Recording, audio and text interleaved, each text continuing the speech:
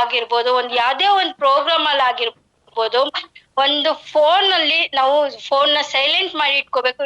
ಇಲ್ಲ ಅಂದ್ರೆ ಒಂದು ಏರೋಪ್ಲೇನ್ ಮೋಡ್ಗಾದ್ರೂ ಹಾಕೊಂಡು ಇಟ್ಕೋಬೇಕು. ಯಾಕಂದ್ರೆ ಬೇರೆಯವರು ಕಷ್ಟಪಟ್ಟು ಒಂದು ಪ್ರಾಸ್ಪೆಕ್ಟ್ ನ ಕರ್ಕೊಂಡ್ ಬಂದಿರ್ತಾರೆ, ಅವರು ಒಂದು ಇಂಟ್ರೆಸ್ಟ್ ಅಲ್ಲಿ ಕೇಳ್ತಾ ಇರ್ತಾರೆ.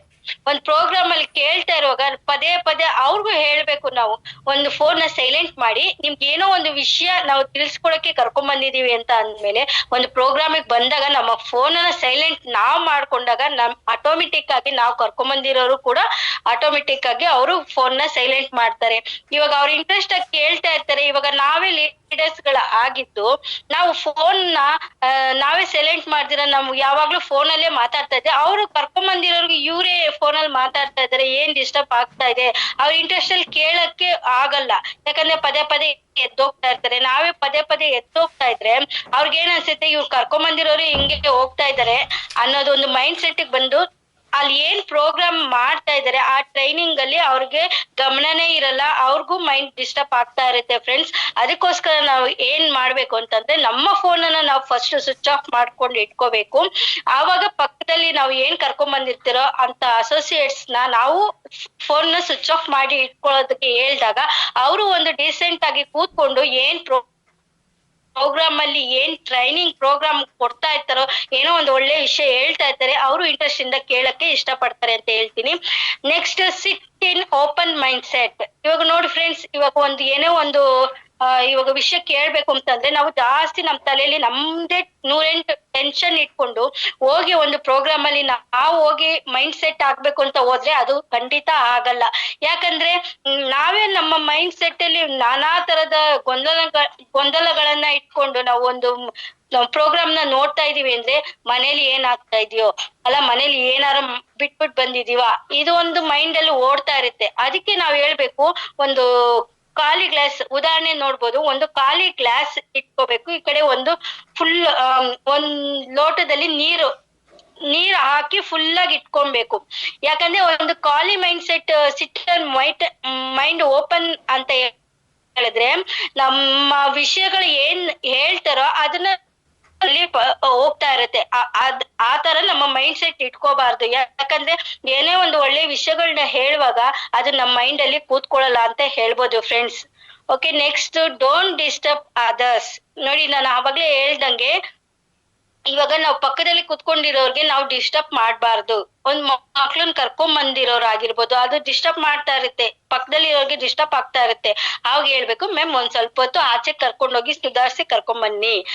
ಅಕಸ್ಮಾತ್ ಯಾವ್ದಾರ ಒಂದ್ ಫೋನ್ ಪದೇ ಪದೇ ರಿಂಗ್ ಆಗ್ತಾ ಇರುತ್ತೆ, ಅವಾಗ ನಾವು ಡೀಸೆಂಟ್ ಆಗಿ ಕೇಳ್ಬೇಕು, ಮ್ಯಾಮ್ ಬೇರೆಯವ್ರಿಗೆ ಡಿಸ್ಟರ್ಬ್ ಆಗ್ತಾ ಇದೆ, ನೀವು ನಿಮ್ ಫೋನ್ ನ ಸ್ವಿಚ್ ಆಫ್ ಮಾಡಿ ಇಟ್ಕೊಳ್ಳಿ, ಇಲ್ಲ ಸೈಲೆಂಟ್ ಮೋಡ್ ಹಾಕಿ ಇಟ್ಕೊಳ್ಳಿ, ಬೇರೆಯವ್ರಿಗೆ ಡಿಸ್ಟರ್ಬ್ ಆಗ್ಬಾರ್ದು ಅನ್ನೋ ತರ ನಾವು ಹೇಳ್ಕೊಡ್ಬೇಕು. ಹೇಳ್ಕೊಡೋದ್ರಿಂದ ಏನಾಗುತ್ತೆ, ಬೇರೆಯವ್ರಿಗೆ ನಾವು ತೊಂದ್ರೆ ಮಾಡದೇ ಇರೋ ತರ ನಾವು ಕೂರ್ಸ್ಕೊಂಡು ನಾವು ಪ್ರೋಗ್ರಾಮ್ ಅಲ್ಲಿ ಅಥವಾ BOP ನಾವೊಂದು ಮೈಂಡ್ ಸೆಟ್ ಮಾಡ್ದಂಗ್ ಆಗುತ್ತೆ. ಅದೇ ತರ ನೋಟ್ ಎವ್ರಿಥಿಂಗ್. ಇವಾಗ ನೋಡಿ, ಯಾವ್ದೋ ಒಂದು ವಿಷಯ ಹೇಳ್ತಾ ಇರ್ತಾರೆ, ಇವಾಗ ನಮ್ಮ ಸಂತೋಷ್ ಸರ್ಜಿನೇ ಆಗಿರ್ಬೋದು, ಎಷ್ಟು ವಿಷಯಗಳನ್ನ ಹೇಳ್ತಾರೆ, ಅದನ್ನ ನಾವ್ ಯಾವಾಗ್ಲೂ ನಾವು ಮೈಂಡ್ ಅಲ್ಲಿ ಇಟ್ಕೊಳಕ್ ಆಗಲ್ಲ. ಏನಾದ್ರು ಒಂದು ಒಳ್ಳೆ ವಿಷಯ ಇಲ್ಲ ಒಂದ್ ಒಳ್ಳೆ ಪಾಯಿಂಟ್ ಗಳು ಹೇಳುವಾಗ ಏನ್ ಮಾಡ್ಬೇಕು, ಒಂದು ಬುಕ್ಕು ಒಂದು ಡೈರಿ ಯಾವಾಗ್ಲೂ ನಾವು ಕ್ಯಾರಿ ಮಾಡ್ಬೇಕು. ಯಾಕಂದ್ರೆ ಅದ್ರಲ್ಲಿ ಏನ್ ಹೇಳ್ತಾರೋ ಆ ಒಳ್ಳೆ ವಿಷಯನ ನಾವು ನೋಟ್ ಡೌನ್ ಇಟ್ಕೊಂಡ್ರೆ ನಾವು ಮರ್ತೋಗೋ ಸಾಧ್ಯತೆಗಳು ಇದೆ. ಯಾಕಂದ್ರೆ ಇವಾಗಿನ ಪರಿಸ್ಥಿತಿ ಆ ರೀತಿ ಇದೆ. ಅದರಿಂದ ನಾವು ಪುಸ್ತಕದಲ್ಲಿ ಬರ್ಕೊಂಡಿದ್ರೆ ಯಾವಾಗಾರ ಅದನ್ನ ಕೂತ್ಕೊಂಡು ನಾವು ಗಮನ ಇಟ್ಟು ನೋಡ್ಕೋಬಹುದು ಅಂತ ಹೇಳಕ್ ಇಷ್ಟಪಡ್ತೀನಿ. ಹಾಗೆ ವೈ ನೆಟ್ವರ್ಕ್ ಮಾರ್ಕೆಟಿಂಗ್ 2025 to 2030. ಇವಾಗ ನೋಡಿ ಫ್ರೆಂಡ್ಸ್, ವೈ ಡೈರೆಕ್ಟ್ ಸೆಲ್ಲಿಂಗ್. ನಾವ್ ಯಾಕೆ ಡೈರೆಕ್ಟ್ ಸೆಲ್ಲಿಂಗ್ ಮಾಡ್ಬೇಕು ಅನ್ನೋದು ಅಂತಂದ್ರೆ, ಇವಾಗ ನೋಡ್ತಾ ಇರ್ಬೋದು, ಇವಾಗ ನಮ್ಮ ಕಂಪನಿ ಸ್ಟಾರ್ಟ್ ಆಗಿದ್ದು 2019 ಇಸ್ವಿಲಿ February 16. ಅದು ಅವಾಗ ರನ್ ಮಾಡ್ತಾ ಇದ್ವಿ. ಇವಾಗ ಆಲ್ರೆಡಿ 7 years ಆಗ್ತಾ ಇದೆ. ನಮ್ಮ ಈ 7 years ಅಲ್ಲಿ ಕಂಪನಿ ಜಾಯಿನ್ ಆದಾಗಿಂದ ನಮ್ಮ ಸಂತೋಷ್ ಸರ್ಜಿ ಆಗ್ಲಿ, ನಮ್ಮ ಫೌಂಡರ್ಸ್ ಗಳು, ಅವ್ರ ಕಂಪನಿಯ ಫೌಂಡರ್ಸ್ ಗಳು ಯಾರ್ಯಾರು ಇದಾರೋ ಅವರೆಲ್ಲ ನೋಡ್ಕೊಂಡ್ ಬರ್ತಾ ಇರ್ಬೋದು. ಇವಾಗ ಎಷ್ಟು ಮೇಲ್ಮಟ್ಟಕ್ಕೆ ಬಂದಿದೆ ಅಂತಂದ್ರೆ ನಮ್ಮ ನೆಟ್ವರ್ಕ್ ಮಾರ್ಕೆಟಿಂಗ್ ಅಲ್ಲಿ 2025 ಅಲ್ಲಿ ಇವಾಗ ನಾವು ಏನ್ ನೋಡ್ತಾ ಇದೀವಿ ಕಂಪನಿ 2030 ಒಳಗಡೆ ನಮ್ಮ ಕಂಪನಿಯ ವಿಷನ್, ನಮ್ಮ MD ಸರ್ ವಿಷನ್ ಏನು ಅಂದ್ರೆ ನಂಬರ್ 1 ಕಂಪನಿ ಮಾಡ್ಬೇಕು, ಮತ್ತೆ ನಮ್ಮ ದೇಶನ ರೋಗ ಮುಕ್ತ ಭಾರತ ಮಾಡ್ಬೇಕು ಅನ್ನೋ ಒಂದು ವಿಷನ್ ಇಟ್ಕೊಂಡು ಈ ಕಂಪನಿನ ಸ್ಟಾರ್ಟ್ ಮಾಡಿದ್ದಾರೆ ಫ್ರೆಂಡ್ಸ್. ಈಗ ಆಲ್ರೆಡಿ ನೋಡ್ಬೋದು 2025 ಇಲ್ಲ 26 ಒಳಗಡೆ ಆಲ್ರೆಡಿ ನಮ್ಮ ಕಂಪನಿ ಯಾವ ಮಟ್ಟ ಲೆವೆಲ್ ಅಲ್ಲಿ ಬೆಳೀತಾ ಇದೆ ಅಂತ ನೋಡ್ಬೋದು ಫ್ರೆಂಡ್ಸ್. ಹಾಗೆ ಫಸ್ಟ್ ಒನ್ ಬಂದು ವೆರಿ ಲೋ ಇನ್ವೆಸ್ಟ್ಮೆಂಟ್. ಇವಾಗ ನೋಡ್ಬೋದು ಫ್ರೆಂಡ್ಸ್, ಇವಾಗ ನಾವ್ ಯಾವ್ದಾರ ಒಂದು ಇವಾಗ ಕೆಲಸ ಮಾಡ್ಬೇಕು, ಇವಾಗ ಕೆಲಸ ಸ್ಟಾರ್ಟ್ ಮಾಡ್ತೀವಿ. ಇವಾಗ ಒಂದ್ ಸ್ಯಾರಿ ಬಿಸ್ನೆಸ್ ಆಗಿರ್ಬೋದು, ಒಂದು ಇಲ್ಲ ಹೂವಿನ ವ್ಯಾಪಾರ ಇರ್ಬೋದು, ಇಲ್ಲ ತರಕಾರಿ ವ್ಯಾಪಾರ ಇರ್ಬೋದು. ನಾವ್ ಎಷ್ಟು ಇನ್ವೆಸ್ಟ್ ಮಾಡ್ಬೇಕು?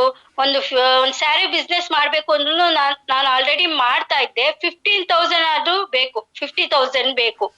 ಒಂದ್ 50,000 ಸ್ಟಾರ್ಟ್ ಮಾಡ್ಬೇಕು. ಯಾಕಂದ್ರೆ ಅಷ್ಟು ಇನ್ವೆಸ್ಟ್ ಮಾಡಿದ್ರೆ ನಾವು ಒಂದು ರೀತಿಲಿ ಬೆಳಿಬೋದು ಅಂತ ಹೇಳ್ಬೋದು. ಹಾಗೆ ಒಂದು ಅಕಸ್ಮಾತ್ ನಾವು ದೊಡ್ಡ ಮಟ್ಟದಲ್ಲಿ ಬೆಳಿಬೇಕು ಅಂತ ಅಂದ್ರೆ ಮ್ಯಾಮ್ ಒಂದ್ ನಿಮಿಷ ಫಾಸ್ಟ್ ಆಗಿ ಹೋಗ್ಬಿಡಿ. ಫಸ್ಟ್ ಒನ್ ಬನ್ನಿ. ಏನ್ ಬೆಳಿಬೇಕು ಅಂತ ಇದ್ರೆ ಇವಾಗ 1,00,000 ಮೇಲೆ ಇಲ್ಲ ಜಾಸ್ತಿ ಇನ್ವೆಸ್ಟ್ ಮಾಡಿ ನಾವು ಕೆಲ್ಸನ ರನ್ ಮಾಡ್ಬೇಕಾಗುತ್ತೆ. ಯಾಕಂದ್ರೆ ಅಷ್ಟು ಇನ್ವೆಸ್ಟ್ಮೆಂಟ್ ಮಾಡಕ್ಕೆ ನಮ್ಮ ಹತ್ರ ಕಾಸು ಇರಲ್ಲ ಅಂತ ಹೇಳ್ಬೋದು. ಅದೇ ನಾವು ಈ V-Star ವೆಲ್ನೆಸ್ ಅಲ್ಲಿ ಒಂದು 17,000 ಒಳಗಡೆ ನಾವು ಲಾಗಿನ್ ಆಗ್ತೀವಿ. ಎಷ್ಟು ಲೋ ಇನ್ವೆಸ್ಟ್ಮೆಂಟ್ ಅಲ್ಲಿ ನಾವು ಲಾಗಿನ್ ಆಗಿ ಈ ಇಂಡಸ್ಟ್ರಿಗೆ ಬರ್ತೀವಿ ಅಂತ ಹೇಳಿದ್ರೆ ಆಲ್ರೆಡಿ ಎಷ್ಟೋ ಜನಕ್ಕೆ ಗೊತ್ತು ಇದು ಲೋ ಇನ್ವೆಸ್ಟ್ಮೆಂಟ್ ಬಿಸ್ನೆಸ್ ಅಂತ. ಹಾಗೆ ನೆಕ್ಸ್ಟ್ ಬಂದ್ರೆ ನೋ ಎಕ್ಸ್ಪೀರಿಯನ್ಸ್ ರಿಕ್ವೈರ್ಡ್. ಇವಾಗ ನೋಡಿ ಫ್ರೆಂಡ್ಸ್, ಇವಾಗ ಎಲ್ಲರೂ ಒಂದು ಜಾಬ್ ಹೋಗ್ತೀವಿ, ಒಂದು ಕೆಲ್ಸಕ್ಕೆ ಹೋಗ್ತೀವಿ ಅಂತ ಅಂದ್ರೆ ಇವಾಗ ಏನ್ ಕೇಳ್ತಾರೆ, ನಿಮ್ಗೆ ಯಾವ ತರ ಎಕ್ಸ್ಪೀರಿಯನ್ಸ್ ಇದೆ, ಏನ್ ಕ್ವಾಲಿಫಿಕೇಶನ್ ಇದೆ, ನೀವ್ ಏನ್ ಓದಿದ್ದೀರಾ, ಆ ತಕ್ಕಂಗೆ ಅವರು ಕೆಲ್ಸನ ಕೊಡ್ತಾರೆ. ಅಲ್ಲಿ ಹೋಗಿ ನಾವು ಈ ಎಕ್ಸ್ಪೀರಿಯನ್ಸ್ ಕಲ್ತ್ಕೋಬೇಕು ಅಥವಾ ಕಲ್ತ್ಕೊಂಡಿಲ್ಲ ಅಂದ್ರೆ ಕೆಲ್ಸನೇ ಕೊಡಲ್ಲ. ಎಕ್ಸ್ಪೀರಿಯನ್ಸ್ ಕೇಳ್ತಾರೆ, ನಾವ್ ಎಷ್ಟು ರಿಕ್ವೈರ್ಮೆಂಟ್ ಮಾಡ್ತಾ ಇದೀವಿ, ನಾವ್ ಯಾವ ರೀತಿ ಮಾತಾಡ್ತೀವಿ, ನಾವ್ ಯಾವ ರೀತಿ ಡ್ರೆಸ್ ಕೋಡ್ ಇರ್ತೀವಿ, ಅದನ್ನೆಲ್ಲ ನೋಡಿ ನಮ್ಗೆ ಒಂದು ಕೆಲ್ಸನ ಕೊಡ್ತಾರೆ.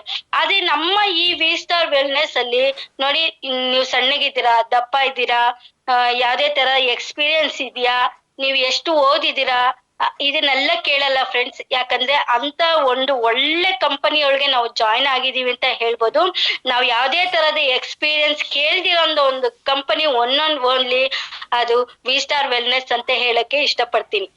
You get basic training required. ನೋಡಿ, ಇವಾಗ ಒಂದು ಕಂಪನಿಗೆ ಸೇರ್ಬೇಕು ಅಂತಂದ್ರೆ ಒಂದು ಬೇಸಿಕ್ ನಾಲೆಡ್ಜ್ ಇರ್ಬೇಕು. ಏನಿರ್ಬೇಕು? ಸೇಲ್ಸ್ ಇದ್ರ ಬಗ್ಗೆ ತಿಳ್ಕೊಂಡಿರ್ಬೇಕು, ಮಾರ್ಕೆಟಿಂಗ್ ಬಗ್ಗೆ ನಮ್ಗೆ ತಿಳ್ಕೊಂಡಿರ್ಬೇಕು, ಮಾರ್ಕೆಟಿಂಗ್ ಯಾವ ರೀತಿ ಮಾಡ್ಬೇಕು ಅನ್ನೋದನ್ನ ನಾವು ತಿಳ್ಕೊಂಡಿರ್ಬೇಕು, ಲೀಡರ್ಶಿಪ್ ಕ್ವಾಲಿಟಿ ಇರ್ಬೇಕು, ಮತ್ತೆ ಪಬ್ಲಿಕ್ ರಿಲೇಶನ್ಶಿಪ್, ಪಬ್ಲಿಕ್ ಹತ್ರ ಇವಾಗ ಜನರ ಹತ್ರ ಯಾವ ರೀತಿ ನಾವು ಮಾತಾಡೋ ಶೈಲಿನ ಕಲ್ತಿರ್ಬೇಕು ಅನ್ನೋದು ಕೂಡ ನಮ್ಗೆ ಗೊತ್ತಿರ್ಬೇಕು. ಮತ್ತೆ ಬಿಸ್ನೆಸ್ ಟೆಕ್ನಿಕ್ಸ್, ಇವಾಗ ನಾವು ಯಾವ ರೀತಿ ಬಿಸ್ನೆಸ್ ಟೆಕ್ನಿಕ್ಸ್ ಅಂದ್ರೆ ನಮ್ಮ ಟ್ಯಾಲೆಂಟ್ ಯಾವ ರೀತಿ ಇರ್ಬೇಕು, ಸ್ಕಿಲ್ಸ್ ಯಾವ ರೀತಿ ಇರ್ಬೇಕು ಅನ್ನೋದ್ರ ಮುಖಾಂತರ ನಮ್ಗೆ ಒಂದು ಕೆಲಸ ಜಾಬ್ ಕೊಡ್ತಾರೆ ಫ್ರೆಂಡ್ಸ್. ಅದೇ ನಮ್ಮ V-Star ವೆಲ್ನೆಸ್ ಅಲ್ಲಿ ಅದನ್ನ ನಾವು ಕಲ್ತ್ಕೊಳ್ಳೋದ್ಕಿಂತ ಮುಂಚೆನೆ ನಮ್ಗೆ ಜಾಬ್ ನ ಕೊಡ್ತಾರೆ, ಕೆಲ್ಸನ ನಾವು ಸ್ಟಾರ್ಟ್ ಮಾಡ್ಬೋದು. ಇಲ್ಲಿ ಬಂದಾದ್ಮೇಲೆ ನಾವು ಅದನ್ನ ಒಂದೊಂದೇ ನಾವು ಕಲಿತಾ ಹೋಗ್ಬೋದು ಅಂತ ಹೇಳ್ಬೋದು. ಮತ್ತೆ ನೋ ಟೈಮ್ ಬೌಂಡೇಶನ್. ನೋಡಿ ಫ್ರೆಂಡ್ಸ್, ಇವಾಗ ನಾನು ಫಸ್ಟ್ ಒಂದು ಸ್ಕೂಲಲ್ಲಿ ವರ್ಕ್ ಮಾಡ್ತಾ ಇದ್ದೆ. ಟೈಮ್ ಇವಾಗ 8 o'clock ಅಂದ್ರೆ 7:50 ಅಂದ್ರೆ ಆ ಟೈಮಿಂಗ್ಸ್ ಅಲ್ಲಿ ಅಲ್ಲಿ ಒಳಗಡೆ ಆಗ್ಬೇಕು. ಫಿಂಗರ್ಸ್ ಕೇಳ್ತಾರೆ, ಫಿಂಗರ್ ಪ್ರಿಂಟ್ ಕೇಳ್ತಾರೆ. ಆ ಟೈಮಿಂಗ್ಸ್ ಒಂದು 5 ನಿಮಿಷ 10 ನಿಮಿಷ ಲೇಟ್ ಆದ್ರೂ ಇದೇ ಒಂದ್ ವಾರ ನಾವು ಅದೇ ತರ ಲೇಟ್ ಆಗಿ ಹೋಗ್ತೀವಿ ಅಂತಂದ್ರೆ ನಮ್ಮ ಸಂಬಳದಲ್ಲಿ ಅದನ್ನ ಕಟ್ ಮಾಡ್ತಾರೆ ಅಂತ ಹೇಳ್ಬೋದು. ಅದೇ ಇವಾಗ ನೋಡ್ಬೋದು ಫ್ರೆಂಡ್ಸ್, ಈ ಟೈಮಿಂಗ್ ಅಲ್ಲಿ ನಾವು V-Star ವೆಲ್ನೆಸ್ ಅಲ್ಲಿ ನಾವು ಯಾವ ತರ ನಾವು ಪಾರ್ಟ್ ಟೈಮ್ ಆಗಾದ್ರೂ ಮಾಡ್ಕೋಬಹುದು, ಫುಲ್ ಟೈಮ್ ಅಲ್ಲಾದ್ರೂ ಮಾಡ್ಕೋಬಹುದು, ಮತ್ತೆ ಸಮ್ ಟೈಮ್ ಅಲ್ಲಾದ್ರೂ ನಾವು ಮಾಡ್ಕೋಬಹುದು. ಅದು ನಮ್ಮ ಕೇಪಬಲ್, ನಮ್ಗೆ ಯಾವ ರೀತಿ ಇದೆ ಆ ತರ ನಾವು ಇದ್ರ ಇಂಡಸ್ಟ್ರಿಯಲ್ಲಿ ವರ್ಕ್ ಮಾಡ್ಬೋದು. ಆ ತರ ಒಂದು ಫೆಸಿಲಿಟೀಸ್ ನಮ್ಮ MD ಸರ್ ನಮ್ಗೆ ಮಾಡ್ಕೊಟ್ಟಿದ್ದಾರೆ ಅಂತ ಹೇಳ್ಬೋದು. No area boundation. ನೋಡ್ಬೋದು ಫ್ರೆಂಡ್ಸ್, ಇವಾಗ ನಾವು ನೋ ಏರಿಯಾ ಬೌಂಡೇಶನ್. ಇವಾಗ ಒಂದ್ ಕೆಲಸ ಮಾಡ್ಬೇಕು ಅಂದ್ರೆ ನಮ್ಮ ಏರಿಯಾ ತಕ್ಕಗೆ ನಮ್ ಯಾವ ಏರಿಯಾದಲ್ಲಿ ಇದೀವೋ ಆ ಸರೌಂಡಿಂಗ್ ಅಲ್ಲಿ ಮಾತ್ರ ನಾವು ಮಾಡ್ತಾ ಇರ್ತೀವಿ. ಇವಾಗ ಇಲ್ಲಿಂದ ಬಿಟ್ಟು ನಾವು ಯಾವ್ದಾರ ಬೇರೆ ಊರ್ಗೂ ಹೋಗಿ ಬಂದು ನಮ್ ಕೈಲಿ ಮಾಡಕ್ ಆಗಲ್ಲ. ಆದ್ರೆ ನಮ್ಮ ವಿ ಸ್ಟಾರ್ ವೆಲ್ನೆಸ್ ಅಲ್ಲಿ ಏನ್ ಮಾಡ್ಬೋದು ಅಂತಂದ್ರೆ, ಏರಿಯಾ ಬೌಂಡೇಶನ್ ಇಲ್ಲ. ನಮ್ಗೆ ಬೆಂಗಳೂರಲ್ಲಾದ್ರೂ ಮಾಡ್ಬೋದು, ಮೈಸೂರಲ್ಲಿ ಮಾಡ್ಬೋದು, ಹಾಸನಲ್ಲಿ ಮಾಡ್ಬೋದು, ಯಾವ್ದೇ ಏರಿಯಾ, ಯಾವ್ದೇ ಊರು, ಯಾವ್ದೇ ಕಂಟ್ರಿಗಾಗಿ ಕೂಡನು ನಾವು ಹೋಗಿ ಮಾಡ್ಬೋದು. ಅದು ಯಾವ್ದೇ ತರದ ಏರಿಯಾ ಬೌಂಡೇಶನ್ ಕೂಡ ನಮ್ಮ ಕಂಪನಿಲಿ ಇಲ್ವೇ ಇಲ್ಲ ಅಂತಾನೆ ಹೇಳ್ಬೋದು. ಮತ್ತೆ ನೋ ಏಜ್ ಲಿಮಿಟ್. ನೋಡಿ ಫ್ರೆಂಡ್ಸ್, ಇವಾಗ ಆಲ್ರೆಡಿ ನೋಡ್ಬೋದು, ಯಾವ್ದೇ ಒಂದು ಕೆಲ್ಸಕ್ಕೆ ಹೋಗ್ಬೇಕು ಅಂತಂದ್ರೆ ಇಷ್ಟ ಏಜ್ ಅಲ್ಲಿ ಆ ಕೆಲ್ಸ ಜಾಬ್ ಮಾಡ್ತಾರೆ ಅಂತ ಹೇಳ್ಬೋದು. ಆ ಏಜ್ ತಕ್ಕನಾಗೆ ಕೆಲ್ಸ ಕೊಡ್ತಾರೆ. ಇವಾಗ ಆಲ್ರೆಡಿ ಒಂದು ಸೆಕ್ಯೂರಿಟಿ ಕೆಲ್ಸ ಆದ್ರೂ ತಗೋಬಹುದು. ಒಂದು ಸೆಕ್ಯೂರಿಟಿ ಕೆಲ್ಸನ ಇವಾಗ ಫಸ್ಟ್ 50 ಮೇಲಾದ್ರೂ ತಗೋತಾ ಇದ್ರು. ಆದ್ರೆ ಇವಾಗ 40 ಒಳಗಡೆ ಇರೋರ್ನ ಮಾತ್ರ ತಗೊಂತಾ ಇದ್ದಾರೆ. ಏಜ್ ಲಿಮಿಟ್ ನೋಡ್ತಾ ಇದ್ದಾರೆ. ಯಾಕಂದ್ರೆ ವಯಸ್ಸಾಗಿದ್ರೆ ಕೆಲ್ಸ ಮಾಡಕ್ ಆಗಲ್ಲ ಅನ್ನೋದ್ರ ಮುಖಾಂತರ ಆ ಕೆಲ್ಸನೂ ಕೊಡ್ತಾ ಇಲ್ಲ ಫ್ರೆಂಡ್ಸ್. ಮತ್ತೆ ಟೀಚರ್ಸ್ಗೆ ಏನ್ ಕ್ವಾಲಿಟೀಸ್ ಇರುತ್ತೆ ಅದನ್ನ ನೋಡಿ ಅವ್ರಿಗೆ ಏನ್ ಏಜ್ ಇದೆ ಆ ಕ್ವಾಲಿಟೀಸ್ ತಕ್ಕಗೆ ಒಂದು ಕೆಲ್ಸನ ಕೊಡ್ತಾ ಇದ್ದಾರೆ. ಆದ್ರೆ ನಮ್ಮ ಇದ್ರಲ್ಲಿ ಯಾವ ಏಜ್ ಲಿಮಿಟ್ ಇಲ್ಲ. 18 ವರ್ಷ ಮೇಲ್ಪಟ್ಟು ಯಾರು ಬೇಕಾದ್ರೂ ನಮ್ಮ ಈ ಕಂಪನಿ ಒಳಗೆ ಜಾಯಿನ್ ಆಗ್ಬೋದು ಅಂತ ಹೇಳ್ಬೋದು. ಅಂತ ಒಂದು ಫೆಸಿಲಿಟಿನ ನಮ್ಮ MD ಸರ್ ಮಾಡ್ಕೊಟ್ಟಿದ್ದಾರೆ ಅಂತ ಹೇಳ್ಬೋದು. To become a own boss. ನೋಡಿ, ಇವಾಗ ಒಂದ್ ಜಾಬ್ಗೆ ಹೇಳ್ತಾ ಇದ್ದೀನಿ, ಒಂದ್ ಜಾಬ್ಗೆ ಯಾವ ರೀತಿ ಹೋಗ್ತಾ ಇದೀವೋ ಅದ್ರಲ್ಲಿ ಅವ್ರು ಹೇಳ್ದಾಗೆ ನಾವು ಕೇಳ್ಬೇಕು. ಅವ್ರು ಬಾಸ್ ಆಗಿರ್ತಾರೆ. ಒಂದು ಕೆಲ್ಸಕ್ಕೆ ಹೋದಾಗ ಅವ್ರು ಏನ್ ಹೇಳ್ತಾರೋ ನಾವು ಅದನ್ನ ಕೇಳ್ಬೇಕು. ಅವ್ರು ಏನ್ ಹೇಳಿದನ್ನ ನಾವ್ ಕೇಳಿಲ್ಲ ಅಂದ್ರೆ ಕೆಲ್ಸದಿಂದ ಇಮಿಡಿಯೇಟ್ ಆಗಿ ತೆಗ್ದಾಕ್ತಾರೆ.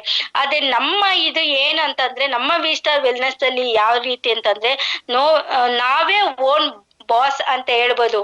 ಯಾಕಂದ್ರೆ ನಾವು ಇವಾಗ ಏನು ಒಂದ್ ಐಡಿ ಮುಖಾಂತರ ನಾವು ಎಂಟರ್ ಆಗ್ತೀವೋ ಇದ್ರಲ್ಲಿ ನಾವೇ ಒಂದ್ ಬಾಸ್ ಆಗಿ ಇಟ್ಕೊಬಹುದು. ನಮ್ಮ ಅಂಡರ್ ಅಲ್ಲಿ ನಾವು ಒಂದು ಟೀಮ್ ನ ಬಿಲ್ಡ್ ಮಾಡ್ಕೋಬಹುದು. ನಾವು ಓನ್ ಬಾಸ್ ಆಗಿರ್ಬೋದು ಅಂತ ಹೇಳಕ್ಕೆ ಇಷ್ಟಪಡ್ತೀನಿ. You get a proven system.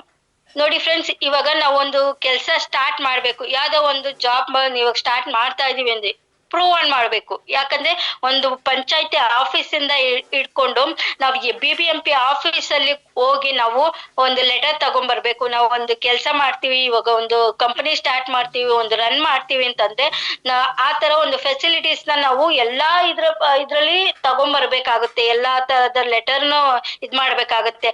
ಆದ್ರೆ ನಮ್ಗೆ ಆ ತರ ಇಲ್ಲ. ಈ ಇದ್ರೊಳಗೆ ಇಂಡಸ್ಟ್ರಿ ಲಾಗಿನ್ ಆಗೋದಷ್ಟೇ ನಾವು.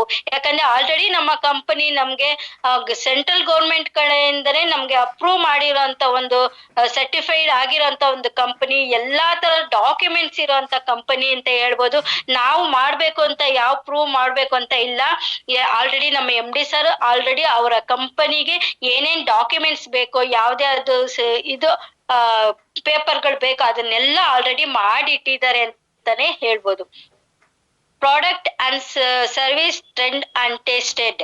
ನೋಡಿ ಫ್ರೆಂಡ್, ಇವಾಗ ನಾವು ಯಾವ ಬೇಸ್ಡ್ ಕಂಪನಿಲಿ ಇದೀವಿ ಅಂದ್ರೆ ಪ್ರಾಡಕ್ಟ್ ಬೇಸ್ಡ್ ಕಂಪನಿಲಿ ಇರೋದು.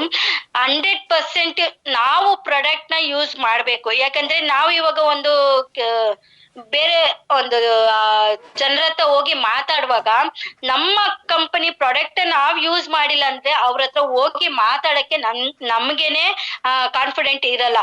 ಯಾಕಂದ್ರೆ ನಾವು 100% ಯೂಸರ್ ಆಗಿದ್ರೆ ಮಾತ್ರ ನಮ್ಮ ಪ್ರಾಡಕ್ಟ್ ಯಾವ ರೀತಿ ಇದೆ, ನಮ್ಮ ಪ್ರಾಡಕ್ಟ್ ಯಾವ್ದನ್ನ ತಗೊಂಡ್ರೆ ನಮ್ಗೆ ಕೇಪಬಲ್ ಆಗಿರುತ್ತೆ, ನಾವ್ ಯಾವ್ದ್ರಿಂದ ನಾವ್ ಯೂಸ್ ಮಾಡಿದ್ರೆ ಮಾತ್ರ ನಾವ್ ಅವ್ರ ಹತ್ರ ಮಾತಾಡಕ್ಕೆ ಸಾಧ್ಯವಾಗುತ್ತೆ ಅಂತ ಹೇಳ್ಬೋದು. ಯಾಕಂದ್ರೆ ನಮ್ಮ ಪ್ರಾಡಕ್ಟ್ ನ ನಾವು ಫಸ್ಟ್ ಬೈ ಮಾಡೋದ್ರಿಂದ ನಾವು ಕಾನ್ಫಿಡೆಂಟ್ ಆಗಿ ಬೇರೆಯವ್ರ ಹತ್ರ ಮಾತಾಡಿ ಲಾಗಿನ್ ಮಾಡ್ಕೊಂಡ್ ಬರ್ಬೋದು ಅಂತ ಹೇಳ್ಬೋದು. Yes, you get fame and recognition. ನೋಡಿ ಫ್ರೆಂಡ್ಸ್, ಇವಾಗ ಒಂದು ಕೆಲ್ಸದಲ್ಲಿ ಹಾಗೆ ಇರ್ಬೋದು, ಒಂದು ಗೌರ್ಮೆಂಟ್ ಜಾಬ್ ಅಲ್ಲಿ ತಗೊಳ್ಳೋಣ. ಒಂದು ಗೌರ್ಮೆಂಟ್ ಜಾಬ್ ಅಲ್ಲಿ ಯಾವಾಗ ರೆಕಗ್ನೈಸ್ ಮಾಡ್ತಾರೆ ಅಂದ್ರೆ ಅವರ ಸರ್ವಿಸ್ ಮುಗಿಬೇಕು, ಆವಾಗ ಅವ್ರಿಗೆ ರೆಕಗ್ನೈಸ್ ಮಾಡಿ ಸನ್ಮಾನ ಮಾಡಿ ಅವ್ರನ್ನ ಕಳಿಸ್ತಾರೆ ಅಂತ ಹೇಳ್ಬೋದು. ಅಲ್ಲಿವರೆಗೂ ನಾವು ಒಂದು ಜಾಬ್ ಅಲ್ಲಿ ಕೆಲ್ಸನ ರೆಕಗ್ನೈಸ್ ಮಾಡೋದು, ನೇಮ್ ಅಂಡ್ ಫೇಮ್ ಆಗೋದನ್ನ ನಾವು ಅಲ್ಲಿ ಗಂಟ ನಾವು ವೇಟ್ ಮಾಡ್ಬೇಕು. ಯಾಕಂದ್ರೆ ಅಷ್ಟು ಏಜ್ ಅಲ್ಲಿ ಅವ್ರಿಗೆ ಇಷ್ಟು 60 years ಆದ್ಮೇಲೆ ಅವ್ರಿಗೆ ಒಂದು ರಿಟೈರ್ಮೆಂಟ್ ಅಂತ ಇರುತ್ತೆ, ಅವಾಗ ಮಾತ್ರ ರೆಕಗ್ನೈಸ್ ಮಾಡ್ತಾರೆ ಅಂತವ್ರಿಗೆ. ಮತ್ತೆ ಯಾವ್ದಾರ ಒಂದು ಫಂಕ್ಷನ್ ಗಳಿಗೆ ಹೋದಾಗ ಮಾತ್ರ ಮಾಡ್ತಾರೆ ರೆಕಗ್ನೈಸ್. ಅದೇ ಅವರು ನಮ್ಮ ಕಂಪನಿಲಿ ನೋಡ್ಬೋದು, ಒಂದು ರ್ಯಾಂಕ್ ಕಂಪ್ಲೀಟ್ ಆಗ್ತಾ ಇದ್ದಾಗೆ ಒಂದು ರೆಕಗ್ನೈಸ್ ಕೊಡ್ತಾರೆ, ಒಂದು ಸನ್ಮಾನ ಕೊಡ್ತಾರೆ, ಒಂದು ನೇಮ್ ಅಂಡ್ ಫೇಮ್ ಬರುತ್ತೆ. ಇವ್ರು ಒಂದು ರ್ಯಾಂಕ್ ಕಂಪ್ಲೀಟ್ ಮಾಡಿದ್ದಾರೆ, ಒಂದು 5th rank 6th rank complete ಆಗ್ತಾ ಇದ್ದಂಗೆ ಒಂದು ಕಂಪನಿ ಲೆವೆಲ್ ಅಲ್ಲಿ ನೋಡ್ಬೋದು ಒಂದು ಒಳ್ಳೆ ರೆಕಗ್ನೈಸ್ ಕೊಡ್ತಾರೆ.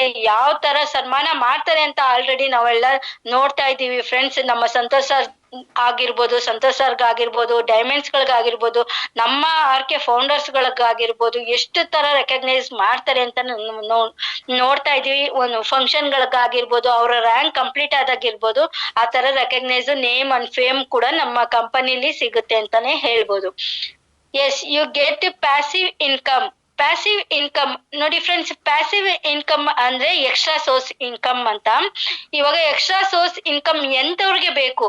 ಇವಾಗ ಅವ್ರ ಸಂಬಳದಲ್ಲಿ ಇವಾಗ ಒಂದ್ ತಿಂಗಳಿಗೆ ಸಂಬಳ 15,000 ತಗೋತಾ ಇರ್ತಾರೆ, 15,000ದಿಂದ 20,000 ಒಳಗಡೆ ತಗೊಂತಾ ಇರ್ತಾರೆ. ಅವ್ರ ಮನೆ ನಡ್ಸಕ್ಕೆ ಸಾಕಾಗ್ತಾ ಇರಲ್ಲ.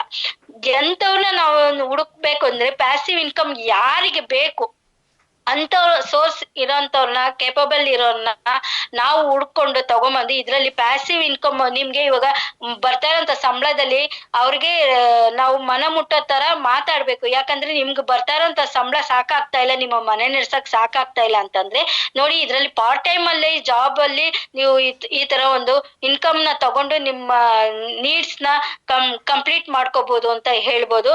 ಅವಾಗ ಯಾರೇ ಎಂತವ್ರೇ ಆದ್ರೂನು ಅದ್ರಲ್ಲಿ ಬಂದು ಜಾಯಿನ್ ಆಗಿ ಆಯ್ತು, ನಾವು ಇದ್ರಲ್ಲಿ ನಾವು ನೋಡ್ತಾರೆ ನಾವ್ ಯಾವ ರೀತಿ ಮಾತಾಡ್ತೀವಿ ಆ ಇದ್ರ ಮೇಲೆ ಕಂಪನಿ ನಮ್ಮ ಜೊತೆ ಕೈ ಜೋಡಿಸಿ ನಮ್ಮ ಜೊತೆ ಕೆಲಸ ಮಾಡಕ್ಕೆ ಬರ್ತಾರೆ. ಅಂತವ್ರನ್ನ ನಾವು ಇದ್ರಲ್ಲಿ ಜಾಯಿನ್ ಮಾಡ್ಕೊಂಡು ಕೆಲಸ ಮಾಡ್ಕೋಬಹುದು ಅಂತ ಹೇಳ್ಬೋದು. Need not to hire employees. ನೋಡಿ ಫ್ರೆಂಡ್ಸ್, ಇವಾಗ ನೋಡ್ಬೋದು, ಇವಾಗ ನಾವು ಯಾವ್ದೇ ತರದ ಜಾಬ್ ಇವಾಗ ಜಾಸ್ತಿ ಓದಿರ್ತಾರೆ, ಡಿಗ್ರಿ ಓದಿರ್ತಾರೆ, ಅಂತವ್ರನ್ನ ನಾವು ಯಾವ್ದೇ ರೀತಿ ಹೈಯರ್ ಮಾಡ್ಕೊಂತ ಇಲ್ಲ. ನಮಗೆ ಏನು ನಮ್ ತರ ಚೆನ್ನಾಗ್ ಮಾತಾಡ್ಬೇಕು, ನಮ್ ತರ ಒಂಚೂರು ಮಾತಾಡಕ್ ಬರ್ಬೇಕು, ಎಜುಕೇಶನ್ ಇರ್ಬೇಕು, ಇಲ್ಲ ನಮ್ ತರ ಯಾವ್ದೇ ರೀತಿ ಮೋಸ ಮಾಡ್ಬಾರ್ದು, ಒಳ್ಳೆಯವ್ರಾಗಿರ್ಬೇಕು ಅಂತವ್ರೆ ನಾನು ಹುಡ್ಕೊಂಡು ನಮ್ಮ ಈ ಕಂಪನಿಗೆ ಜಾಯಿನ್ ಮಾಡ್ಕೋಬೇಕು. ಅವ್ರಿಗೆ ನಾವ್ ಯಾವ ತರ ಎಜುಕೇಶನ್ ತಗೊಂಡಿದೀವೋ ಆ ತರ ನಾವು ಅವ್ರಿಗೆ ಎಜುಕೇಶನ್ ಕೊಡ್ತಾ ಅವ್ರನ್ನು ಈ ಇಂಡಸ್ಟ್ರಿಯಲ್ಲಿ ಬೆಳೆಸ್ಬೋದು ಅಂತ ಹೇಳ್ಬೋದು. No legal works in required. ನೋಡಿ ಫ್ರೆಂಡ್ಸ್, ನಮ್ದು ಯಾವ್ದೇ ತರದ ಲೀಗಲ್ ಬಿಸ್ನೆಸ್ ಅಲ್ಲ. ನೋಡಿ, ನಾವು ಯಾವ್ದೇ ತರದ ಅನ್ಲೀಗಲ್ ಇದು ಮಾಡ್ತಾ ಇಲ್ಲ. ಲೀಗಲ್ ಆಗಿ ಗೌರ್ಮೆಂಟ್ ಕಡೆಯಿಂದ ಅಪ್ರೂವ್ ಆಗಿರೋಂತ ಒಂದು ನಾವು ಬೇಸ್ಡ್ ಕಂಪನಿಲಿ ನಾವು ವರ್ಕ್ ಮಾಡ್ತಾ ಇರೋದು. ಅದನ್ನ ನಾವು ಪ್ರೂಫ್ ಸಮೇತ ತೋರಿಸ್ಬೋದು. ಯಾಕಂದ್ರೆ ಈಗ ಆಲ್ರೆಡಿ ನಮ್ಮ ಕಂಪನಿ ಯಾವ ರೀತಿ ಲೀಗಲ್ ಆಗಿ ವರ್ಕ್ ಮಾಡ್ತಾ ಇದಾರೆ, ಯಾವ ರೀತಿ ಪ್ರಾಡಕ್ಟ್ ಅನ್ನ ನಾವು ಕೊಟ್ಟಿ ನಮ್ಗೆ ಎಷ್ಟೋ ಜನಕ್ಕೆ ಆರೋಗ್ಯ ಸಿಕ್ಕಿದೆ, ಅದ್ರ ಮೂಲಕ ಮತ್ತೆ ಯಾವ ತರ ನಾವು ಇನ್ಕಮ್ ತಗೊಂತಾ ಇದ್ದೀವಿ, ಲೀಗಲ್ ಆಗಿ ತಗೊಂತಾ ಇದೀವಿ, GST ಪೇ ಮಾಡ್ತಾ ಇದೀವಿ. ನಾವು GST ಪೇ ಮಾಡ್ಕೊಂಡು ನಾವು ಲೀಗಲ್ ಆಗಿ ಇದ್ರಲ್ಲಿ ವರ್ಕ್ ಮಾಡ್ತಾ ಇದೀವಿ ಅನ್ನೋದನ್ನ ನಾವು ತೋರಿಸ್ಬೋದು ಫ್ರೆಂಡ್ಸ್.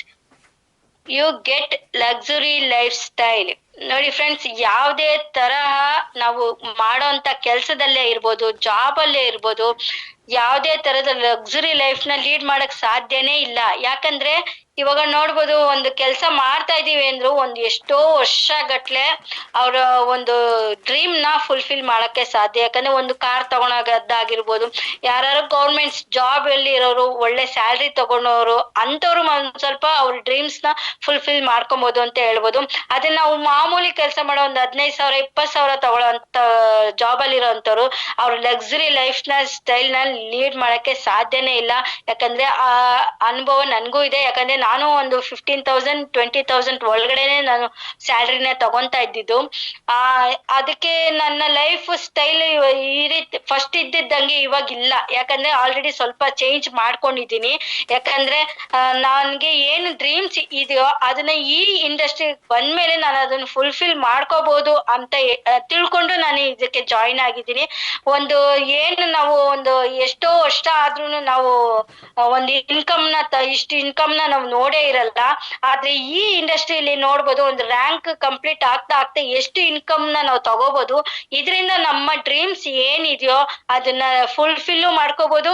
ಒಂದು 3 years ಇಂದ 5 years ಒಳಗೆ ಇದ್ರೊಳಗೆ ಕಷ್ಟಪಟ್ರೆ ನಮ್ಮ ಲೈಫ್ ನ ಲಕ್ಸುರಿ ಲೈಫ್ ಆಗಿ ಲೀಡ್ ಮಾಡ್ಬೋದು ಅಂತ ಹೇಳ್ತೀನಿ. Yes, thank you so much.